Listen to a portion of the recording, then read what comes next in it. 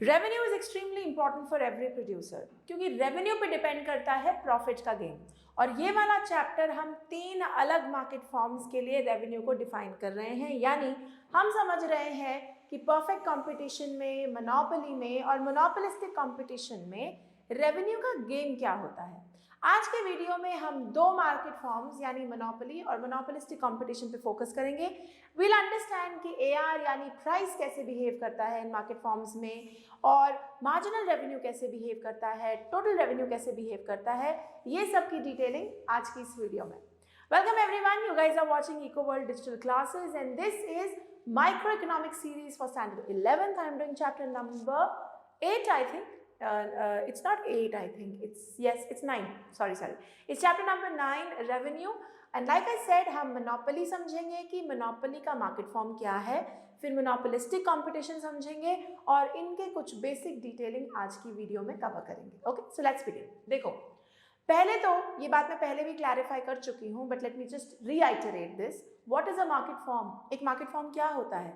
तो क्या होता है ना, कंज्यूमर्स और प्रोड्यूसर्स अलग अलग तरीके से बिहेव करते हैं सर्टन कमोडिटीज़ में, सर्टन मार्केट्स में। तो हम इकोनॉमिक्स में ना उनको कैटेगराइज कर देते हैं। हम कह देते हैं देखो, जहाँ एक अकेला सेलर है ना और बहुत सारे बायर्स हैं, हम उस वाली मार्केट फॉर्म को मोनोपोली कहते हैं। या ऐसा मार्केट फॉर्म जहां बिल्कुल एक ही जैसा प्रोडक्ट है जिसमें 19-20 का भी फर्क नहीं है, वो वाला मार्केट फॉर्म जहां बहुत सारे सेलर्स हैं but they are selling a homogeneous product, वो हम परफेक्ट कंपटीशन बोलेंगे। और एक ऐसा मार्केट फॉर्म जहां बहुत तगड़ा कंपटीशन है, प्रोडक्ट्स डिफ्रेंशिएटेड है, मतलब एक जैसे नहीं है, बिल्कुल अलग अलग है और इसीलिए कंपटीशन ज़्यादा है, बहुत सारे सेलर्स, बहुत सारे बायर्स हैं, दैट्स मोनोपोलिस्टिक कंपटीशन।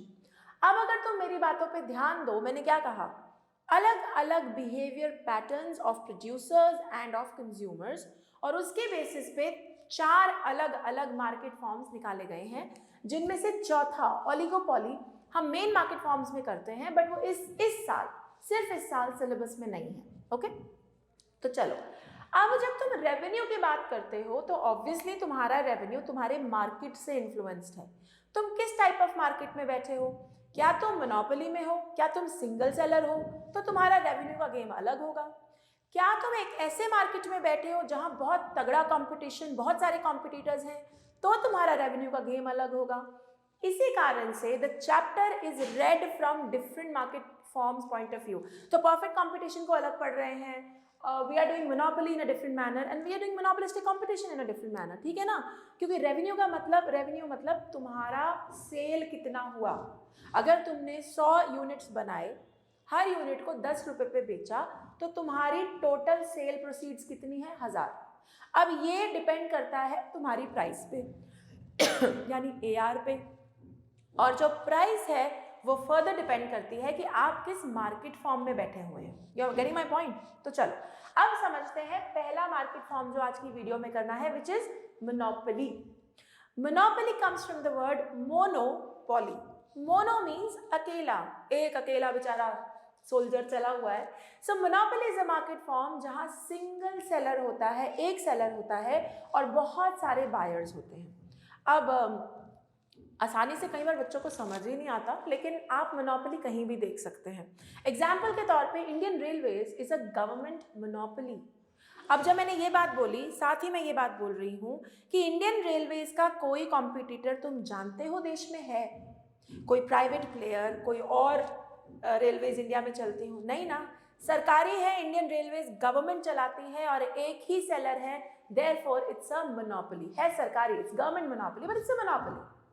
अब मोनोपोली कहीं भी हो सकती है। आपके गली कॉर्नर में एक कमोडिटी को बेचने वाला एक ही दुकानदार है पूरे एरिया में, तो वो मोनोपोली की तरह बिहेव करेगा, यानी उसके पास पावर होगा to set his own prices. तो मोनोपोली क्या है? मोनोपोली वो मार्केट फॉर्म है जहां एक सेलर है, बहुत सारे बायर्स हैं, और क्योंकि एक ही सेलर है, वो राजा है, he is the price maker. What is a price maker? Price maker का मतलब है जो सेलर है उसके पास कंप्लीट कंट्रोल है उसकी प्राइस पे, वो जो मर्जी अपनी प्राइस सेट कर ले।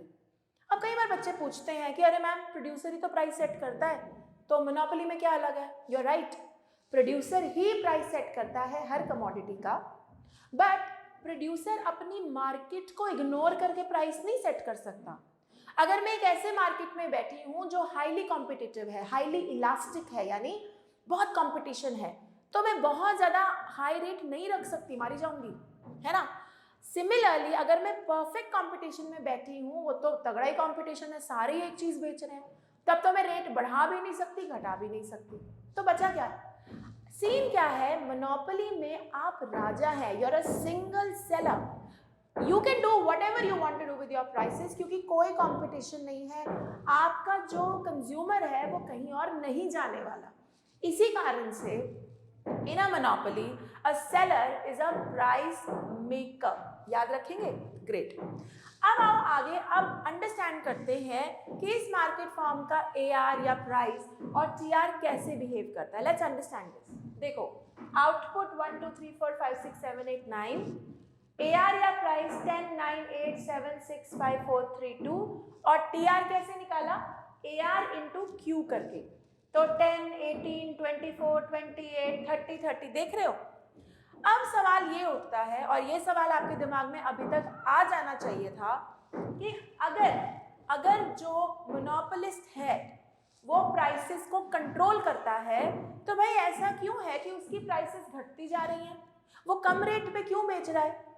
ओके, नाउ इसको मैं एग्जांपल से समझाती हूँ। मान लीजिए आपके एरिया में एक शॉप है जो कॉस्मेटिक्स बेचती है, and it's the only shop in your area, so it is behaving like a monopoly, है ना।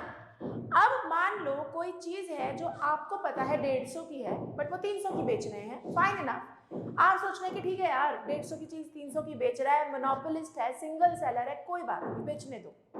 बट व्हाट इफ वो वही 150 की चीज 1500 की बेचे, तो क्या होगा? क्या खरीदोगे? बिल्कुल नहीं खरीदोगे। तुम कहोगे अपने को चाहिए ही नहीं लिपस्टिक, छोड़ो परे, 150 की चीज 300 की तो मैं खरीद सकती हूँ, बट मैं 150 की चीज 1500 की नहीं खरीद सकती। इतनी भी लूट नहीं मची हुई है कि नहीं? कहने का क्या मतलब है, even a monopolist knows, monopolist जो सेलर होता है मोनोपोली में, उसको कहते हैं, एक मोनोपोलिस्ट को भी इतनी समझ है कि ज्यादा लूट पाट मचा के, एक्सट्रीमली एग्जॉर्बिटेंट प्राइसेस करके मैं थोड़ा प्रॉफिट तो कमा लूंगा, लेकिन वो लंबे समय तक चलेगा नहीं, और मेरा कस्टमर बेस टूट जाएगा। फायदा तो इसी में है ना। रेवेन्यू कब बढ़ता है? जब नंबर, या तो रेट बढ़ा दो, या तो प्राइस बढ़ा दो, या फिर नंबर ऑफ कस्टमर्स बढ़ा दो। अब प्राइस बढ़ाने की तो एक लिमिट होती है ना, एक लिमिट तक ही आप प्राइस बढ़ा सकते हो, लेकिन कस्टमर्स तो आप बढ़ाते जा सकते हो if you reduce your prices. Sir बस इसीलिए मोनोपोलिस्ट अपनी प्राइसेस को कम करता है in order to increase his total revenue. अब अगर तुम ध्यान दो, प्राइसेस तो कम हो रही हैं, लेकिन टोटल रेवेन्यू बढ़ता जा रहा है, और यही मोनोपोलिस्ट चाहता है। तो monopolist even though he is a price maker, वो प्राइसेस जितनी मर्जी सेट कर सकता है, लेकिन अपना फायदा, अपना कस्टमर बेस बढ़ाने के लिए he keeps on lowering his prices. So if I ask you a question, why does a monopolist lower his prices in spite of the fact that he is a price maker, तो आपका answer होगा in order to sell more, in order to have more customers, he reduces his prices, ताकि उसका total revenue बढ़े और वो business में long run तक बना रहे। क्लियर है? समझ में आ गया? ओके। अब तो फिर इसके डायग्राम कैसे बनेंगे? तो ध्यान दो, AR भी फॉल हो रहा है, TR बढ़ रहा है, और अगर मैं यहीं पे MR का एक कर्व बनाऊं, तो MR, ये देखो, MR भी फॉल हो रहा है, MR is also falling. MR is change in TR, मैं चेंज इन TR से MR बना रही हूं, if you notice this. Okay, I have done something wrong here. Okay, तो AR फॉलिंग है, MR फॉलिंग है, and this is how my curves will form. ये रहे मेरे curves, this is MR curve, this is AR curve, दोनों downward sloping है। यानी downward sloping का मतलब क्या है इकोनॉमिक्स में? जैसे जैसे आउटपुट बढ़ेगा वैसे वैसे एवरेज रेवेन्यू या MR कम होता जाएगा। डाउनवर्ड स्लोपिंग का मतलब है इनवर्स रिलेशनशिप है। तो AR, आउटपुट बढ़ने से AR भी घट रहा है, आउटपुट बढ़ने से MR भी घट रहा है, इसीलिए AR भी फॉलिंग है, MR भी फॉलिंग है, और दोनों डाउनवर्ड स्लोपिंग है। लेकिन AR पॉजिटिव ही रहेगा, ना वो एक्सिस को टच करेगा, ना वो नेगेटिव होगा। MR on the other hand is zero, is negative, इसीलिए हम इसको 0 भी ले रहे हैं और नेगेटिव भी ले रहे हैं.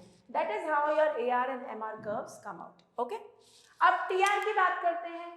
TR का कर्व बनेगा ऐसा. क्यों? क्योंकि पहले बढ़ रहा है डिक्रीजिंग रेट पे. देखो 10 से 8, 8 से बढ़ रहा है. If you notice TR is increasing. 10 to 18, 18 to 24 बढ़ता ही जा रहा है, लेकिन पहले बढ़ रहा है डिक्रीजिंग रेट से. यानी पहले 10 से बढ़ा, फिर 8 से, फिर 6 से, फिर 4 से, और बाद में बढ़ रहा है इंक्रीजिंग रेट से. तो इट इज फॉलोइंग. ये देखो पहले डिक्रीजिंग रेट से, फिर थोड़ा तेजी से, फिर maximum constant, and finally this falls. Okay, और MR का कर्व तो हम पहले ही डिस्कस कर चुके हैं. MR का कर्व इज लाइक दिस. क्यों? क्योंकि MR घटती जा रही है, बीच में 0 होती है and then it goes negative. जहां ये 0 हो रही है ना, वहां पे ये एक्सिस को टच करेगी. I hope this is clear. मैं इनके डायग्राम्स को और इनकी रिलेशनशिप्स को एक अलग वीडियो में डिटेल में करूंगी. फिलहाल के लिए आपका ये समझना जरूरी है कि monopoly as a market form क्या है और इसमें प्राइसेस ऐसी क्यों है. क्लियर है? यहां तक क्लियर है? Great. Now let's move forward to next market form which is monopolistic competition. अब ये क्या भला है? देखो, तुमने कभी नोटिस किया है अगर तुम मार्केट में जाओ, कितने टाइप के सोप ब्रांड्स, कितने टाइप के शैम्पूज हैं? बहुत सारे. तुम बोलोगे अनगिनत. Now that is a monopolistic competition. Monopolistic competition वो मार्केट फॉर्म है जहां एक ही प्रोडक्ट के बहुत सारे वेरिएशंस अवेलेबल हैं, क्योंकि इस मार्केट फॉर्म में large number of sellers and large number of buyers होते हैं. यानी तगड़ा कंपटीशन है. तो कंपटीशन से बचने के लिए क्या रास्ता है? भाई अपने प्रोडक्ट को दूसरे से अलग दिखाओ. तो कहो हमारे साबुन में दूध है, कोई कहेगा हमारे साबुन में ग्लिसरीन है, कोई कहेगा हमारा साबुन तो चंदन से बना है. साबुन का बेस सेम है, but they are differentiating it because as a consumer वो चाहते हैं, एज अ प्रोड्यूसर वो चाहते हैं कि कंज्यूमर अपने दिमाग में लक्स को डव से डिफरेंशिएट करे. Now that is a monopolistic competitive market. ठीक है. ऑब्वियसली इस मार्केट फॉर्म में जो सेलर है ना, वो प्राइस अकेला नहीं डिसाइड कर सकता. He is a partial price controller. कुछ प्राइस उसके हाथ में और कुछ मार्केट को देखते हुए प्राइस सेट करना पड़ेगा. कंपटीशन तगड़ा है तो प्राइसेस धीमे धीमे कम करनी पड़ेंगी अगर बाकी कॉम्पिटिटर से लड़ना है तो. इसीलिए अगर तुम नोटिस करो, इसका जो प्राइस है ना 0.5 से कम हो रहा है. 10 से 9.5, फिर 9, फिर 8.5. क्यों?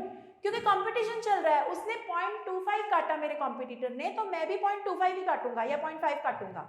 मैं बहुत ज्यादा अपना प्राइसेस वेरी नहीं करूंगा. हमारे प्राइसेस क्लोज बाय रहेंगे क्योंकि हमारा कंपटीशन है. इसीलिए जो एवरेज रेवेन्यू या प्राइस का कॉलम है इस मार्केट फॉर्म में, वो पॉइंट से घटता है.